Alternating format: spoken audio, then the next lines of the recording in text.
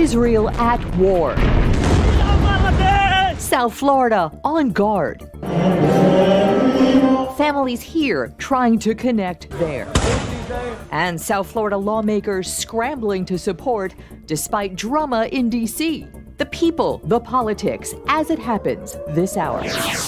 Also, change at the top. Because I think we need to act with urgency, it sounds like. Broward College's new board taps a new temporary president after the former's abrupt exit. What happened and what's next? Live and breaking, a special edition of This Week in South Florida. Good morning to you. I'm Glenna Milberg, and as we come on the air, the number of dead and missing is rising by the hour in one of the countries where the news is local to South Florida.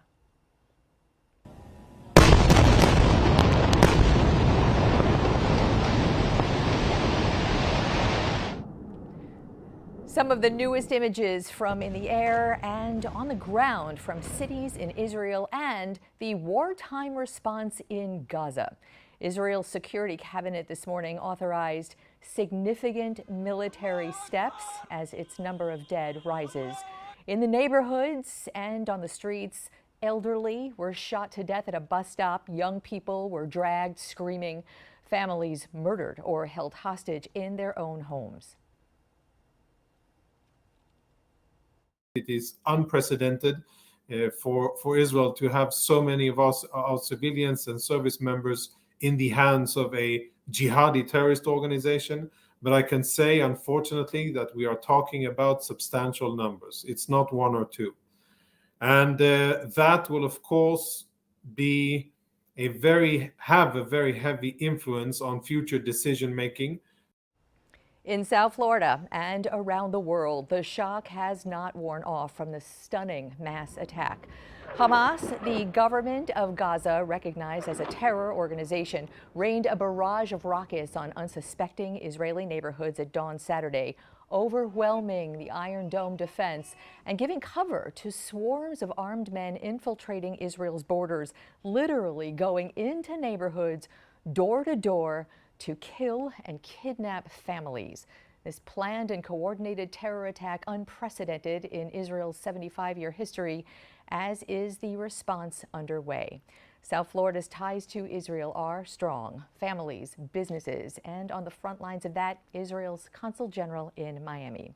Maor Elbaz-Starinsky right here with us this morning. Consul General, beyond grateful for your time this morning and beyond words for support and condolences, we are with you.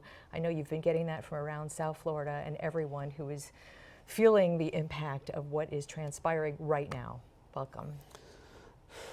Thank you for having me, Glenna. I know this is very hard. I want to start. You are the front line of our news right now. Bring us what is going on. What is the latest that you're hearing right now? Well, the latest number, and unfortunately it keeps rising, and it will keep rising in the next few days, maybe weeks, is at 677 murdered people, as you mentioned, elderly, kids, women, pregnant women, more than 100 that are missing, probably held hostage, including children, including whole families. We still have militant terrorists going around Israeli territory. So this is a very dynamic situation. It is a very dynamic. We're not even at the first batter of the first inning. This is how we see it. It's developing. It will develop, and we are going into a very gruesome time and battle ahead. Which we will talk all about, and I want this conversation in the next few minutes for us to be a bit wide-ranging and go into a couple of levels, but I really want to start out with, I know over the past 24 hours, to bring messages home. I think a lot of people have been referring to this as Israel's 9/11. You know, I'm looking at that comparison. I'd like you to address that. 9/11 was an event on a day. To your point right now, this is just starting. It is just starting, but the way this attack has been carried out and its magnitude and the numbers that are unfolding are unprecedented just as much as 9/11 was. We are, unfortunately, we know terror. We have been fighting for our existence and for our survival and for our independence for the past 75 years, and we've been pretty successful in that. But the war on terror, a global war on terror, but certainly the war on terror that Israel has performed, it's something that we were constantly occupied with. But this event is of a different scale, both in its success and numbers, and both and also in the fact that they have gone into Israel in the hundreds. They've murdered in the hundreds. They've kidnapped in the tens, maybe in the hundreds. They've held hostages at homes, at villages, at army bases. This is no regular terrorist organization. This is a trained and armed army, proxy of Iran in our region. So let's talk about that, because it was moments yesterday after this started hitting the worldwide airwaves that the Prime Minister came out and said Israel is at war. To your point, the world watches flare-ups of violence and what appears to be smaller wars going on. Why is this now characterized as war when others, and at least 5 with militants in Gaza over the past few years, why is this terrorists in Gaza? Why is this a war? Well, I think maybe we should, if I have 1 or 2 minutes to go back and a little bit on the not so far away history, and remind our listeners, our audience, that Israel has withdrawn from Gaza in 2005, and have given them the opportunity to form an almost independent entity and to prosper economically and socially. And after Hamas took over just a year later, they have made it a safe haven for terrorists, a hornet nest for terrorist activities perpetrated against Israel, and the front base of Iran against Israel in the southern part of Israel. Now they have performed many terrorist activities, acts. They have shot thousands of rockets, but we were always determined to promote the livelihood and to improve the livelihood of the Gazans. We are not in fight or in war with the Gazan people, with the Palestinians. But the truth is they were taken hostage by the terrorist organization, and this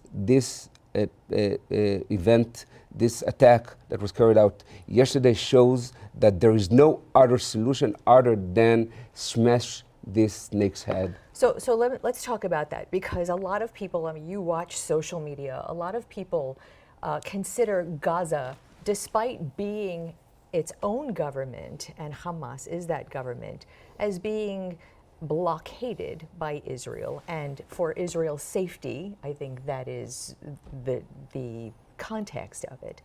But there are people who look at Gaza as impoverished and held prisoner, and yet now there are tens of thousands of dollars worth of weaponry and armed people, and that is kind of it's hard to understand how all of this money for weapons is there when the money that Hamas spends on its actual people is not.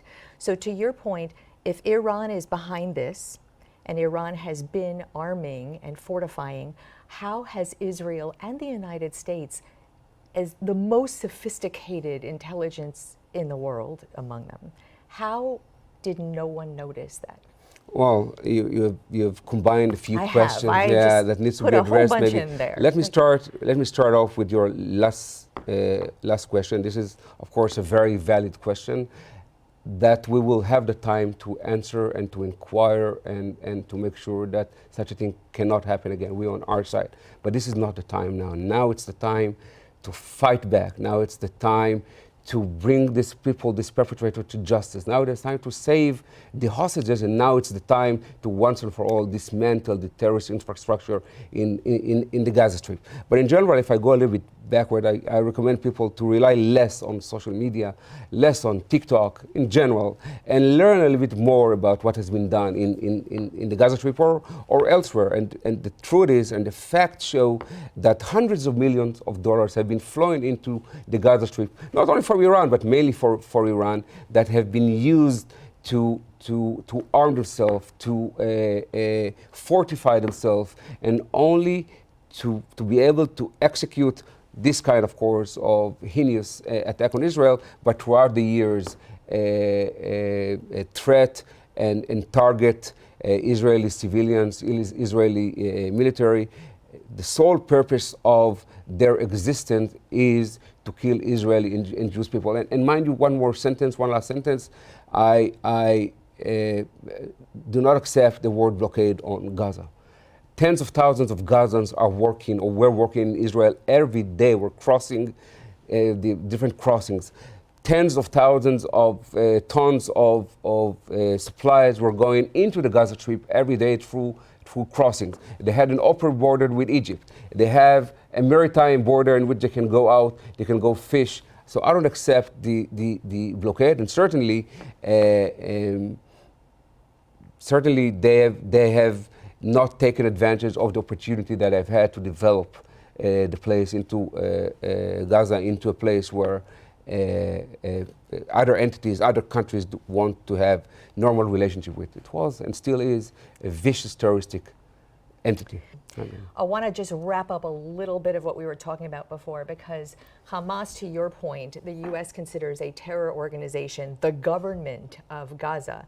There are Palestinian Israelis that I'm not sure people understand the complications in Israel, who live in Jerusalem, who live in what we know as the West Bank, that are not part of Hamas, a group whose charter dictates the destruction of Israel. And I think that's a very important You're right, context. it is. And I want to stress again, the Palestinian people are not our enemies.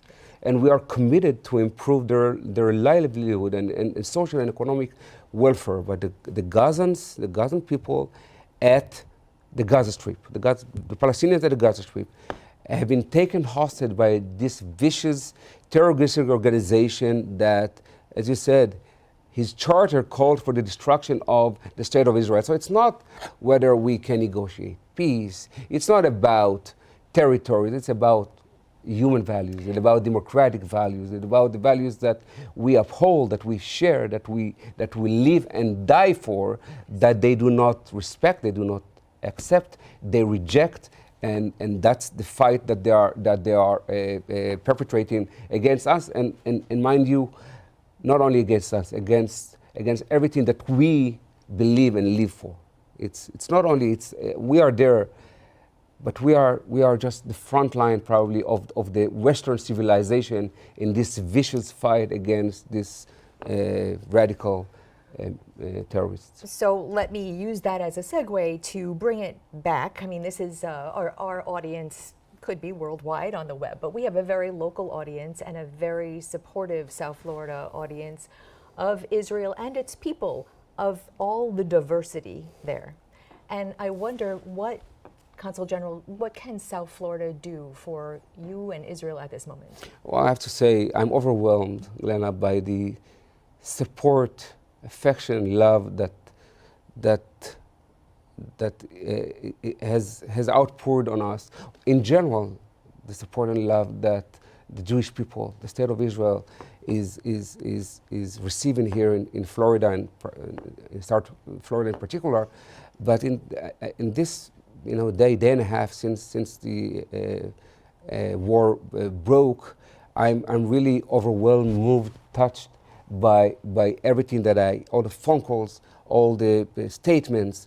Yesterday I spoke with the governor, I spoke with the lieutenant governor, I spoke with the senators, with Congress people, and they all were so decisive on their support of the state of Israel, on our right of way, on our right to defend ourselves, on our duty to defend ourselves. And not only that, on their commitment not only to the state of Israel, which I treasure and appreciate, but also over here to the safety and security of the Jewish communities over here. And it's no secret that anti-Semitism is on the rise.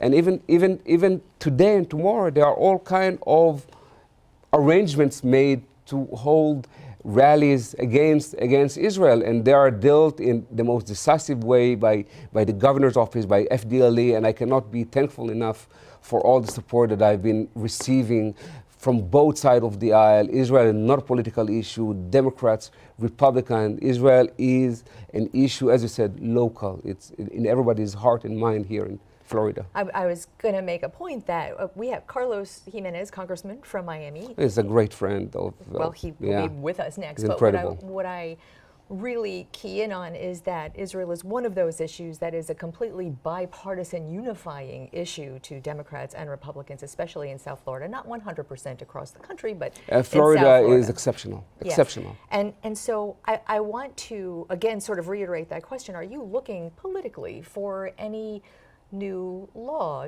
any resolution, any new money? What would that look like? Well, I can tell you already that things are happening in D.C.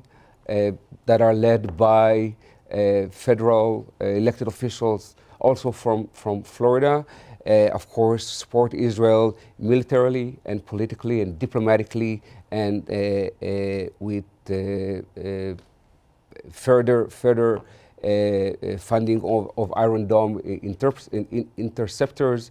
And in the end of the day, we're talking about a long fight that is waiting ahead, and we need the support. We need to have the time, and the U.S. has the power to make sure that we have this time to take care of this problem. But I can also say over here in Florida, not only in D.C., over here in Florida, we already know about all kind of rallies that are happening led by elected officials. Just last couple of months ago, I was speaking at the Senate of Florida, invited by the minority leader, Senator Book, and hosted by the president of the Senate, Presidomo. As you said, Israel is a bipartisan issue, and I cannot be thankful enough for the support, overwhelming, staunch support that we're receiving here in Florida. Are you at all, as you watch, I mean, the House, we'll talk about with Congressman Jimenez next, the House is leaderless at the moment. And so the question remains on what can be done. But do you watch the controversy over Ukraine funding and that long term? And does that worry you at all when it comes to Israel? Well, of course. Well, if we had this interview a week ago, maybe my answer. Different world. Yeah, then. exactly. It was a different. Just 3 days ago was a different world. Yeah. So I guess the setting would be, or the pretext would be a little bit different for this answer. But in the end of the day, I know that Israel is beyond any contemporary conflict or political discussion. Israel is a matter of deep, solid, genuine beliefs in almost everybody, if not everybody's hearts and minds. The support of Israel is not something random. It comes because Israel, the support of Israel contributes directly to the U.S. welfare, to the U.S. success, to the U.S. security, national security. Israel's security is the U.S. national security. We cannot detach these things. We cannot and we should not detach these things. We fight over there in the Middle East. We fight Iran. We fight Syria. We fight Hezbollah, and we fight Hamas, and we fight wherever we need. But in the end of the day, this is everybody's fight. And we've been saying for years that whatever you don't take care of Lebanon, of Iran, this weapon will reach elsewhere. This is not only, and we see it with the drones now that have been attacked, that have been used against Ukraine. And I think that's probably why it's so incumbent on people to really try to learn the complicated politics that is the Middle East. Consul General, thank you so much. I know this is a beyond difficult day for you, and I'm grateful for your time, and I hope you will keep in touch with us. Thank you, Glenna. All right.